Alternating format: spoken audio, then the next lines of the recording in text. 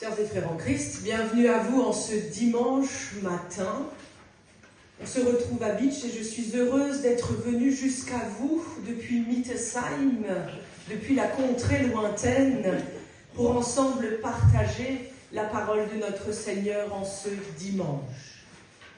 Notre secours est dans le nom du Seigneur qui a fait les cieux et la terre. Que le Seigneur soit avec chacune et chacun d'entre nous ce matin. Amen.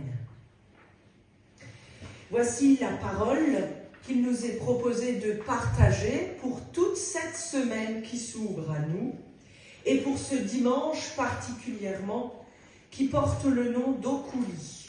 Cela rappelle notre psaume que nous prierons ensemble. J'ai les yeux constamment tournés vers le Seigneur. Il tirera mes pieds du filet. En Jésus-Christ, avec compassion, Dieu tourne son regard vers chacune et chacun de vous, ce matin, venu ici partager la parole de Dieu. Et le Seigneur vous le dit, tu as du prix, à mes yeux tu comptes, et je t'aime. Voici la parole qu'il nous est donné de partager et de méditer avec les textes de ce jour. Elle est tirée de l'évangile de Luc au chapitre 9. Wer seine Hand an den Pflug legt und sie zurückt, der ist nicht geschickt für das Reich Gottes. Oui, quiconque met la main à la charrue, regarde en arrière, n'est pas fait pour le royaume de Dieu. Alors ce matin, nous allons prendre ensemble ce psaume 34 et le prier, l'antiphoner. On va le partager ici à Bitche en allemand. Et je vous invite à dire ensemble, vous allez dire ce qui est en gras, en caractère gras, et moi je vais dire ce qui est en caractère normaux. On va rester assis pour la prière.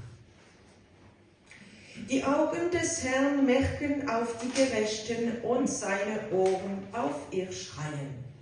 Das Angesicht des Herrn steht wider alle, die Böses tun, dass er ihren Namen ausrottet von der Erde. Wenn die Gerechten schreien, so hört der Herr und rettet sie aus aller ihrer Not. Der Herr ist nahe denen, die zerbrochenen Herzen sind, und hilft denen, die ein zerschlagenes Gemüt haben.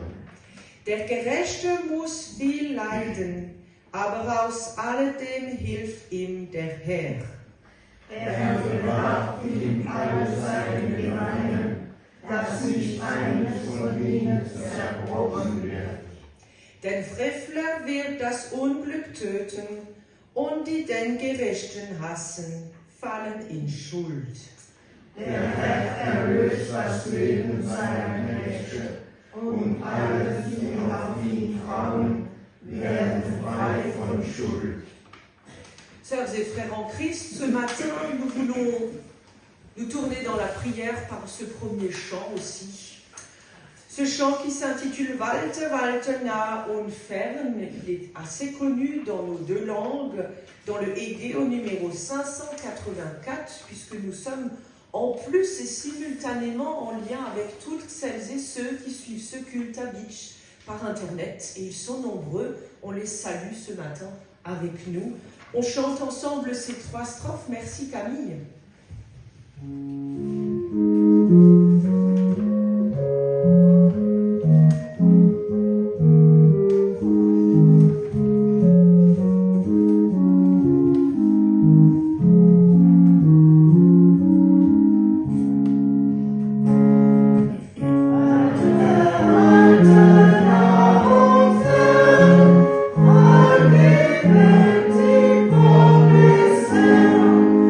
Oh, no,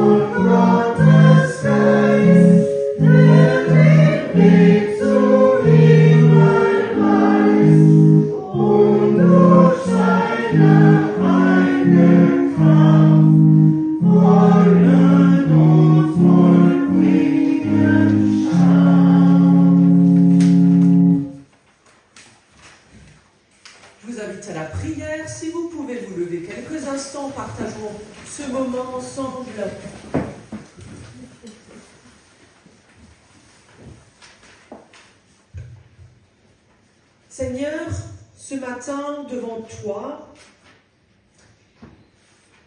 nous voulons nous souvenir que tu nous appelles chaque matin à être des témoins dans ce monde où tu nous envoies.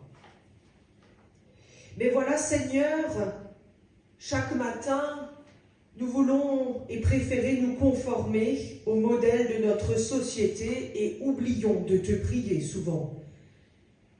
Tu nous envoies annoncer la bonne nouvelle autour de nous, mais Seigneur, nous hésitons à la dire autour de nous. Tu nous libères, Seigneur, en Jésus-Christ, mais il faut te le dire et te le confier ce matin. Cette liberté que tu nous offres, elle nous inquiète. Elle nous demande d'être responsables dans la foi. C'est pourquoi, Seigneur, nous t'adressons notre prière. Seigneur, prends pitié de nous, de notre vie, de nos errances, de nos erreurs, de nos manquements. Tourne ton regard vers nous, prends pitié de notre humanité. Kyrie eleison.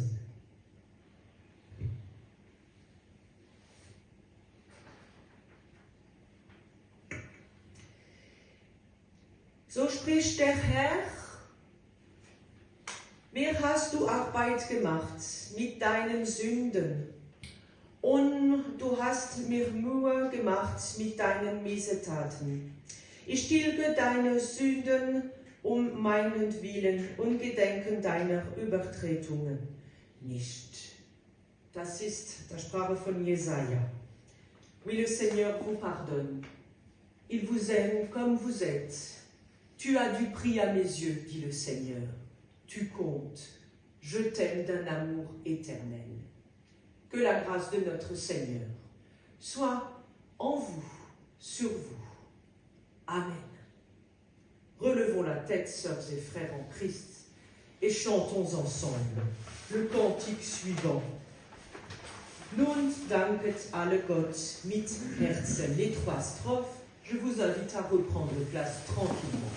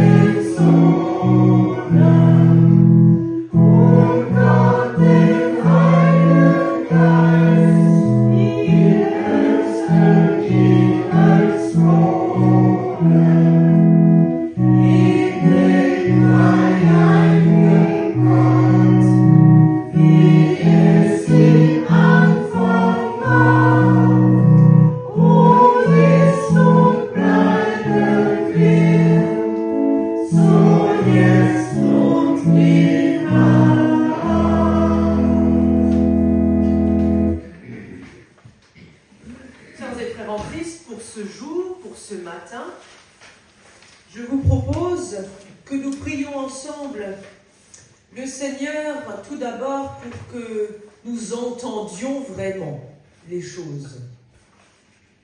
Nous pouvons écouter tout ce que nous voulons dans la Bible, mais sans l'Esprit de notre Seigneur, nous n'entendrons jamais vraiment ce qu'il attend de nous. Prions le Seigneur. Seigneur Jésus-Christ, tu nous appelles ce matin encore à te suivre sur le chemin de la foi. Libère-nous de nos vieilles habitudes, afin qu'à ta suite, nous trouvions la vraie vie. Öffne uns, Herr, die Augen, dass wir inmitten aller Gottesferne deine Nähe erkennen, in aller Aussichtslosigkeit deinen Weg. Lass uns dir nachfolgen, Herr, der du mit dem Vater und dem Heiligen Geist lebst und regierst in Ewigkeit. Amen. Ce matin, sœurs et frères en Christ, 2 lectures. Alors il était compliqué de les choisir. Vous savez qu'il y en a 4 par dimanche. Ça aurait été un peu long d'en partager 4. Alors, j'ai préféré porter mon regard et vous inviter à méditer ce matin, pas seulement sur l'Évangile, que l'on entend souvent, sur tous ceux qui désirent suivre le Christ, mais d'abord sur la lettre de Pierre. Ces 2 lectures vont nous conduire dans la méditation. La première dans l'évangile de Luc au chapitre 9, quelques versets, à partir du verset 57. Ils étaient en chemin lorsque quelqu'un dit à Jésus, « Je te suivrai partout où tu iras. » Jésus lui dit, « Sache que les renards ont des terriers et les oiseaux du ciel ont des nids, mais le Fils de l'homme n'a pas un seul endroit où reposer sa tête. » Il dit alors à un autre, « Suis-moi. » Mais cette personne dit, « Seigneur, permets-moi donc d'aller d'abord enterrer mon père. »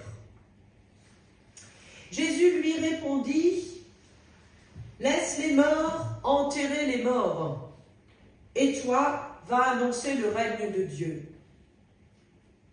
Un autre encore dit, « Seigneur, je te suivrai, mais permets-moi d'abord d'aller dire adieu à ma famille. » Jésus lui dit alors, « Celui qui se met à labourer puis regarde en arrière n'est pas fait pour le règne de Dieu. »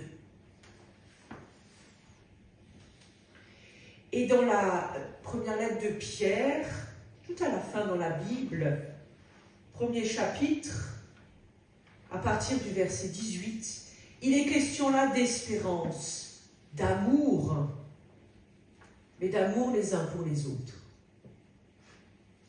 Vous savez en effet à quel prix vous avez été délivrés. Délivrés de la manière de vivre que vos ancêtres vous avaient transmise et qui ne menait à rien. Ce ne fut pas au moyen de choses périssables, comme l'argent ou l'or. Non, vous avez été délivrés par le sang précieux du Christ, comme celui d'un agneau, sans défaut et sans tache. Dieu l'avait désigné pour cela, avant même la création du monde, et c'est pour vous qu'il l'a manifesté dans ces temps qui sont les derniers. Par lui, vous croyez ainsi en Dieu, qui l'a ressuscité d'entre les morts et qui lui a donné la gloire. Ainsi, vous pouvez placer votre foi et votre espérance en Dieu. Seigneur, que ta parole nous éclaire, qu'elle nous inspire et qu'elle percute notre foi. Toi qui es vivant, Seigneur, au milieu de nous. Amen. Je vous invite pour méditer ces deux textes quand même assez costauds, il faut le dire, pour ce dimanche, à chanter avec moi le prochain cantique en français, un cantique pour ce temps de carême et aussi qui se profile jusqu'à Pâques. Mon Rédempteur et vivant Jésus-Christ, c'est bien en lui seul que j'espère. La mort le tenait gisant, mais Dieu reste le plus fort, car Jésus a vaincu la mort. Au numéro 475, dans l'arc-en-ciel, chantons les 3 strophes.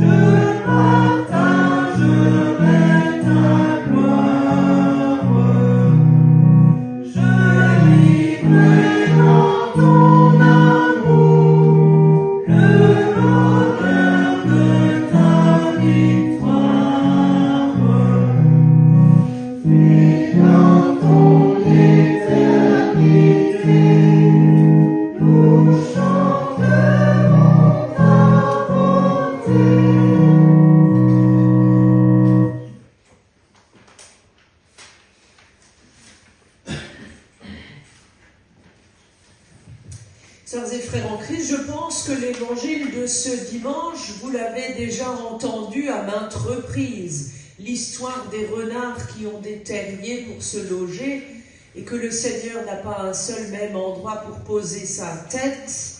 Et cette parole, celui qui regarde en arrière, qui met la main à la charrue, bref, vous connaissez, regardez en arrière. Tout cela est devenu des dictons populaires dans notre langage. Peut-être pour nous faire entendre et comprendre vraiment qu'au milieu et dans la vie de tous les jours, il y a beaucoup de manières de vivre notre foi et que ça n'est pas facile à l'heure actuelle. Du temps des premiers chrétiens, vous savez, ceux à qui s'adresse l'apôtre Pierre dans cette deuxième lecture, eh bien, entendons vraiment que pour eux, la foi n'était pas chose à vivre de manière facile à leur époque.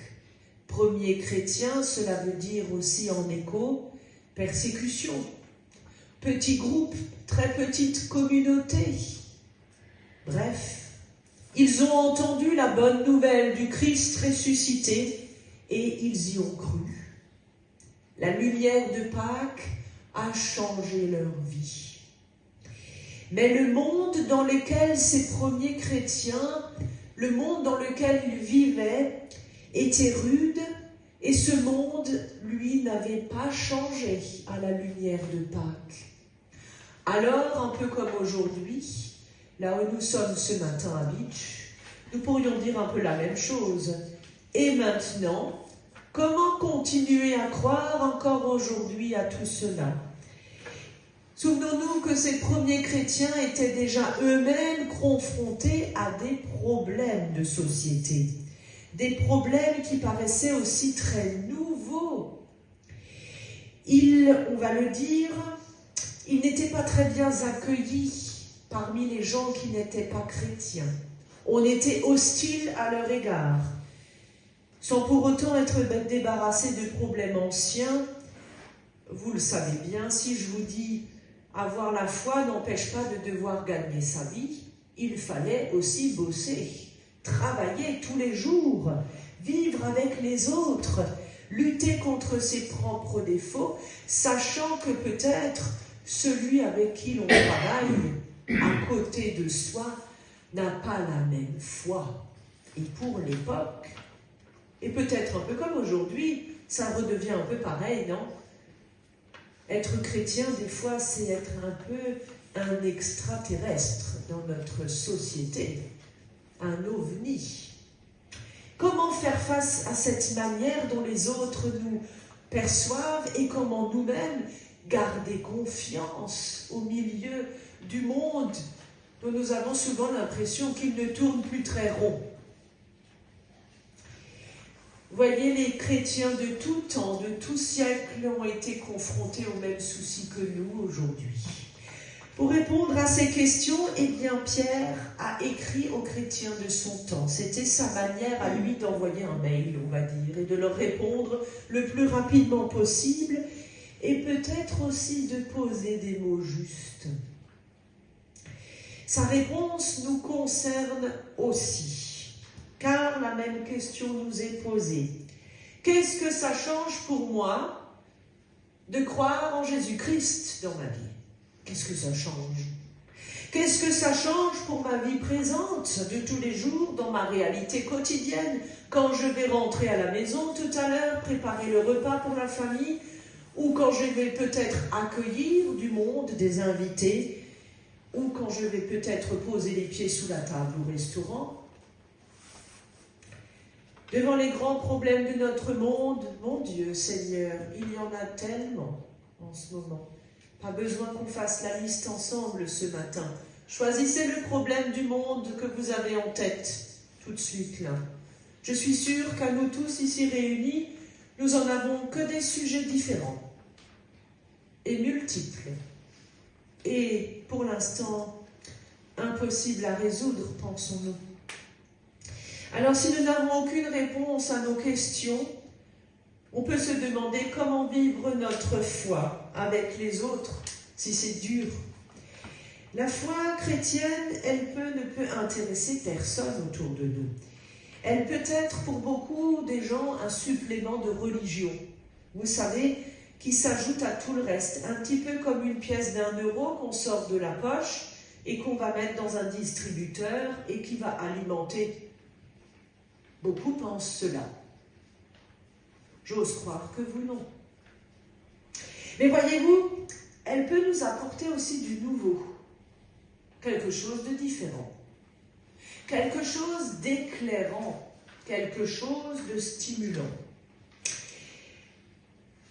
Vous voyez, la foi, souvent il nous est dit dans la Bible qu'elle est en rapport avec la joie. Alors vous me direz, c'est bien beau, pasteur, la joie, mais quand on se lève le matin, qu'on a mal au dos, ou dans les jambes, ou mal à la tête, qu'on a appris une mauvaise nouvelle la veille, ou bien qu'on sait que quelqu'un est malade et qu'il ne va peut-être pas s'en sortir, comment pourrais-je avoir encore de la joie dans le cœur? Seigneur, peux-tu nous le dire? Les premiers chrétiens avaient eux aussi toutes ces questions dans la tête tous les matins en se levant. La foi n'est pas là pour nous tromper. Elle n'est pas là pour nous emmener sur des chemins d'illusion. J'aime beaucoup ce mot, illusion, car il ne parle pas du tout de la foi. La foi et les illusions sont deux choses différentes. La foi ne nous empêche pas de vivre les difficultés avec les autres, mais la foi nous offre le soutien. La foi en Dieu nous offre la lumière au bout du tunnel, quand nous-mêmes nous avons du mal encore à y croire. Il y en a un qui croit pour nous, Jésus-Christ, qui a vécu parmi les hommes et les femmes de son temps, en proie aux épreuves et aux douleurs. Pierre, lui, à sa manière, veut aider les chrétiens à comprendre ce que la bonne nouvelle de Jésus-Christ vient changer à leur vie, malgré tous les problèmes qu'ils rencontrent dans leur communauté. Il leur enseigne tout d'abord cette chose importante, ce que doit être leur comportement de tous les jours dans le monde. Mais avant de leur dire le comment être, il leur rappelle qu'ils doivent d'abord vivre. Il leur rappelle pourquoi ils doivent vivre la vie et autrement que les autres. L'important, ce n'est pas d'avoir une bonne morale, mais une raison de vivre. Nous vivons dans un monde qui s'est donné d'extraordinaires moyens de vie. Mais nous cherchons, avec le monde d'aujourd'hui, désespérément des raisons pour vivre. Pensez une fois à quelle est la première raison qui vous a aidé à vous lever ce matin. Je serais comblée si vous disiez que c'était pour venir au culte, partager un moment. Et certainement, il y a d'autres raisons encore. Des raisons humaines, existentielles, qui vous font chaud au cœur. Pensez à des gens qui vous aiment, qui comptent sur vous.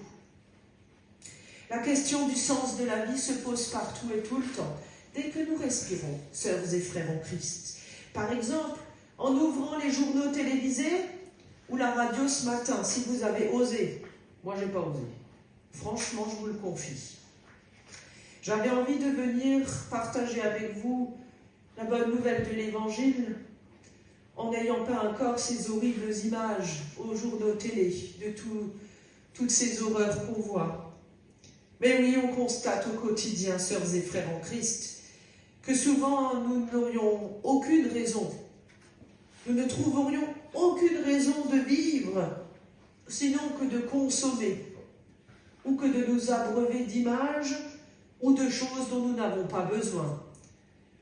Pensez à la dernière chose que vous avez achetée juste parce que vous avez vu que c'était en promo. Ah, ça vous parle. Moi aussi, ça me parle. Cela vaut pour les individus et pour les peuples.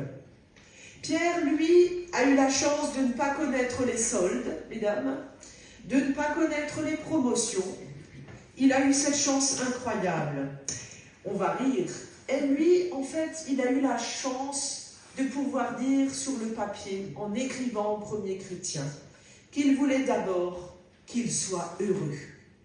Qu'ils soient heureux avec ce qu'ils avaient, comme ils étaient, malgré tout, avec le peu qui était donné dans leur maison, qu'ils pouvaient partager dans leur communauté, c'était déjà là, l'énorme gâteau à se partager ensemble.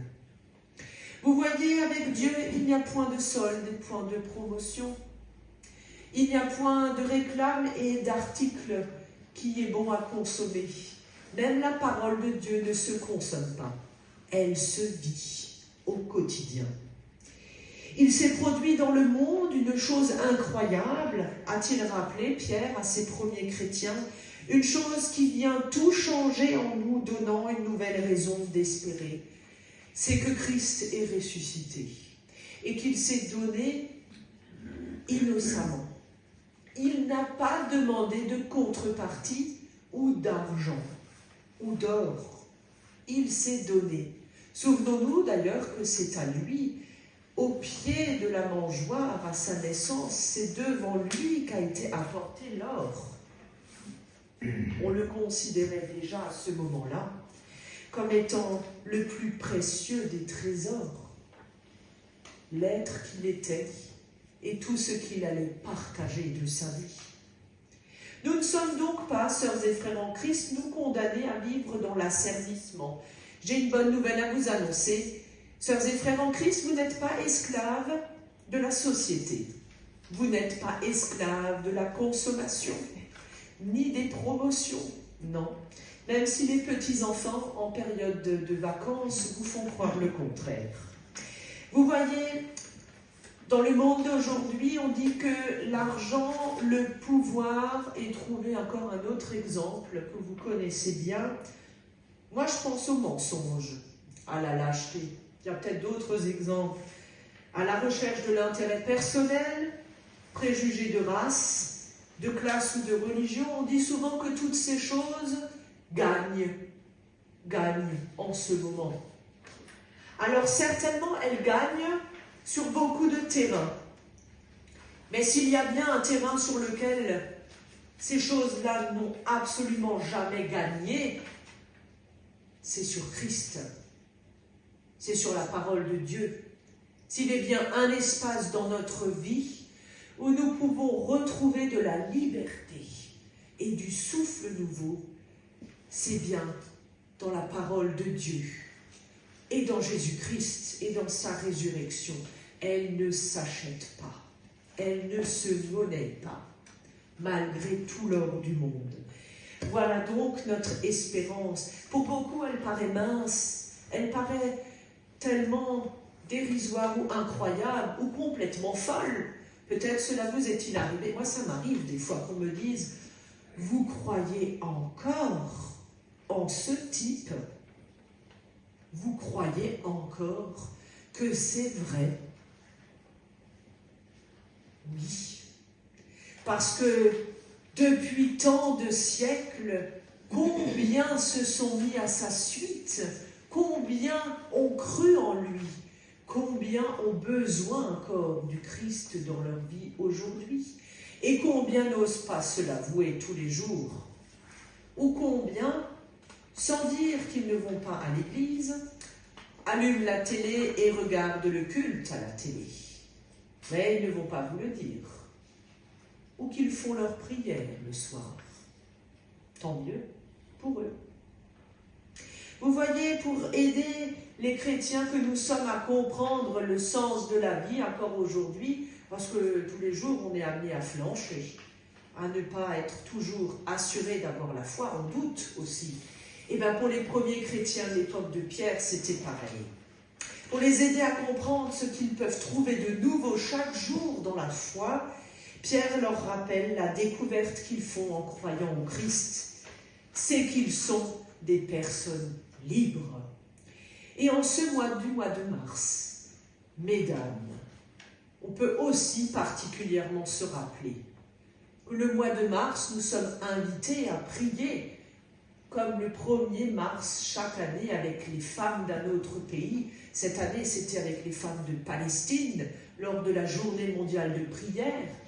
Et vous savez que le 9 mars est érigé en journée des droits de la femme, de la liberté, des droits trouvés. Jamais acquis, toujours à chercher. Nous pouvons nous rappeler qu'en Christ, une vie libre nous est donnée. Et je crois que c'est à nous-mêmes de nous le rappeler chaque matin, en nous levant. Et d'oser déposer dans la confiance et dans la foi chaque soir que Dieu veut, avant de dormir, cette confiance et cette foi entre ses mains. Dieu a accompli un grand projet. Un projet pour nous sauver.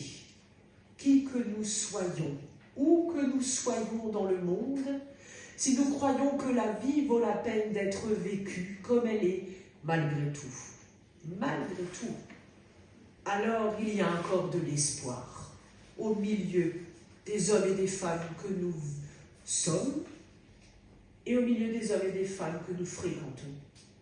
Même si eux n'y croient plus vraiment, il y en a un qui croit pour eux et qui se place devant eux. Pierre a posé cette question, dans quoi ou en qui plaçons-nous notre confiance, notre espoir? Pour les chrétiens du temps de Pierre, il est dit en Christ, car c'est par lui, en effet, que vous croyez en Dieu, qu'il a ressuscité des morts. Le texte de l'Évangile, vous l'avez entendu, nous rappelle surtout aussi que chacun a toujours mieux à faire dans son quotidien que de se concentrer sur Christ, sur sa propre vie spirituelle intérieure. Et qu'il n'est jamais trop tard. Il n'est jamais trop tard pour être libre. Laissez tomber, laissez derrière nous ce qui n'est pas important. Je sais que ça paraît dur, vu ce que Christ demande à ces personnes qui lui disent « Laisse-moi d'abord enterrer le membre de ma famille, laisse-moi d'abord aller saluer ma famille avant de partir. » Ça paraît rude ce qu'il dit. Non, laisse tout ça derrière toi. Est-ce vraiment ça l'essentiel de ta foi? As-tu besoin de ça pour vivre ta foi? Voyez-vous, j'aime bien cette histoire, elle vient de Freud, le psychanalyste, qui nous dit, alors c'est un enfant, il a peur du noir, et je terminerai par là. C'est un petit enfant, il a peur du noir, comme beaucoup d'enfants d'ailleurs. Et alors il va voir sa tata, sa tante, qui est dans la pièce d'à côté, et il la regarde d'un air très triste et très apeuré, et il lui dit « Tata, parle-moi, car j'ai si peur. » Sa tante le regarde et lui répond « À quoi cela te servirait-il que je te parle, puisque tu ne me vois pas ?» Alors l'enfant lui dit « Mais tata, il fait plus clair lorsque quelqu'un nous parle. »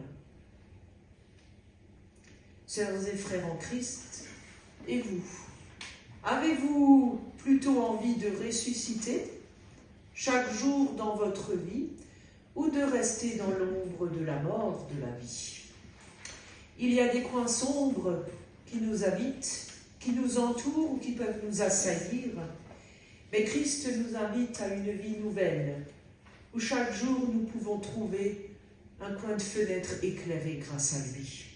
Rappelons-nous cette petite histoire de cet enfant pour aller rencontrer chaque matin le ressuscité et pour croire en lui. Un jour, des disciples, ils étaient sur le chemin d'Emmaüs, ont été vaincus, résignés à retourner à leur manière de vivre d'avant, sans espoir et dans l'ombre de la mort de la vie. Et puis ils ont rencontré le Christ qui a rompu le pain de la vie avec eux, simplement autour d'une table, et qui a échangé des nouvelles du quotidien avec eux. Ah, il est arrivé quelque chose à Jérusalem. Oui, il paraît qu'il est ressuscité. C'est vrai, il est ressuscité. Et qu'est-il arrivé au Christ? Eh bien, il les a quittés en toute confiance, ne les abandonnant jamais à leur propre sort, mais en les confiant dans tout son amour, car ils avaient retrouvé l'amour en lui. Puisse notre foi en Jésus-Christ nous aider et nous soutenir, sœurs et frères, dans la foi, pour persévérer dans l'amour les uns pour les autres et les uns avec les autres. Car Christ croit en chacun de vous. Il a déjà tout mis en vous. La foi, l'espérance et l'amour. Et rappelons-nous que la plus grande des trois choses qui nous aidera à vivre jusqu'au bout, et ce soir pour bien dormir, c'est la foi et l'amour. Que Dieu vous bénisse. Amen.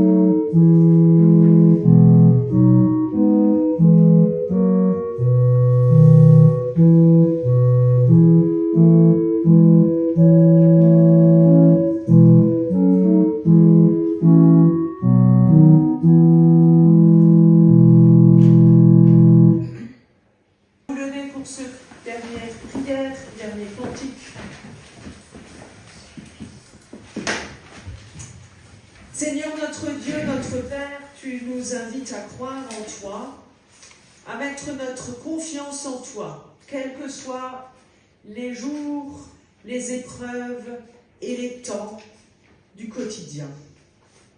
Les témoins bibliques, Seigneur, nous montrent le chemin de la foi. Le Christ Jésus est allé jusqu'au bout de ce chemin, au cœur de notre monde, pour faire éclater ta fidélité, ta bienveillance envers et contre tout. Notre Dieu et Père, tu nous invites à suivre le Christ sur le chemin de foi et de témoignage, comme nous sommes et avec les forces qui sont les nôtres. Oui, Seigneur, tu nous appelles jour après jour.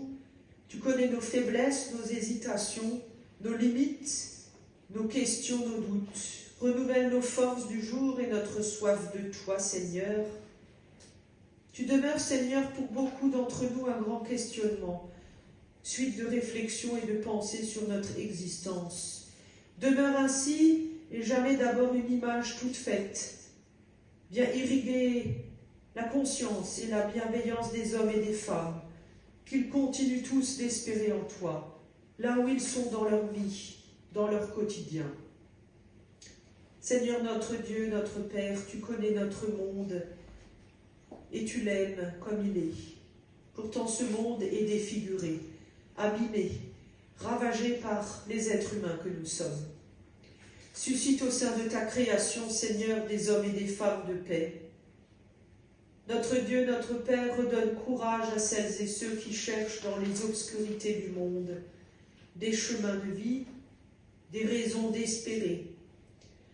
Nous te prions pour toutes les victimes des guerres, pour toutes ces femmes en Palestine, pour tous ces enfants qui ont faim et froid, pour tous ceux qui pleurent dans le monde, pour toutes celles et ceux sur tous les continents de ta création qui ont le cœur chargé, pour toutes celles et ceux qui sont persécutés pour leur foi, pour ceux qui ne trouvent pas le pardon et qui culpabilisent.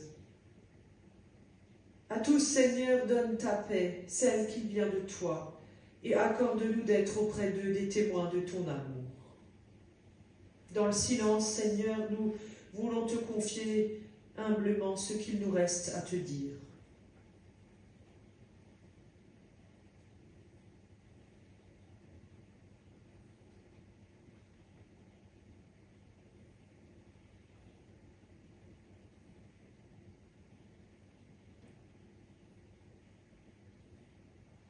Seigneur notre Dieu, ton Fils Jésus-Christ nous a demandé de le suivre sur le chemin de la foi. Pose ton regard sur nous et reçois notre prière. À toi nous disons, notre Père, qui es aux cieux, que ton nom soit sanctifié, que ton règne vienne, que ta volonté soit faite sur la terre comme au ciel. Donne-nous aujourd'hui notre pain de ce jour. Pardonne-nous nos offenses, comme nous pardonnons aussi à ceux qui nous ont offensés. Et ne nous laisse pas entrer en tentation, mais délivre-nous du mal, car c'est à toi qu'appartiennent le règne, la puissance et la gloire, pour les siècles des siècles. Amen. Et je vous invite à chanter avec moi le dernier cantique. Jésus est au milieu de nous. Si vous le pouvez, restez debout pour ce dernier chant, sinon reprenez place quelques instants au numéro 526 dans l'Arc-en-Ciel.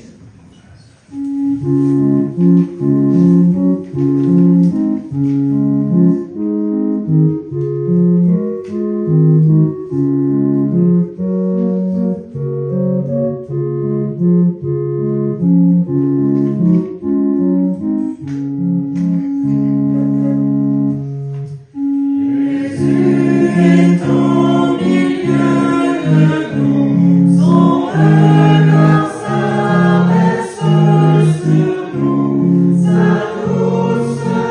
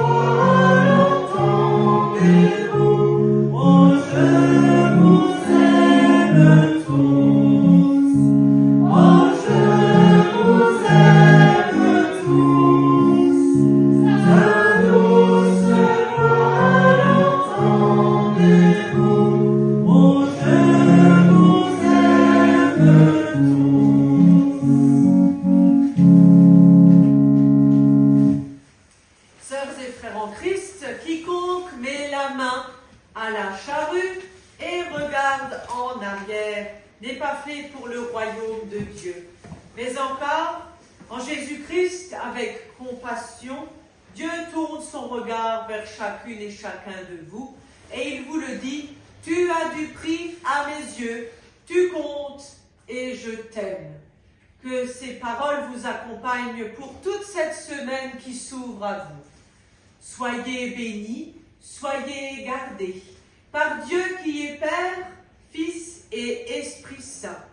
Que son esprit repose sur vous et qu'il vous guide dans tous les pas de votre vie, et ce, jusqu'au royaume de notre Seigneur. Amen. Passez un très bon dimanche chez nous autres.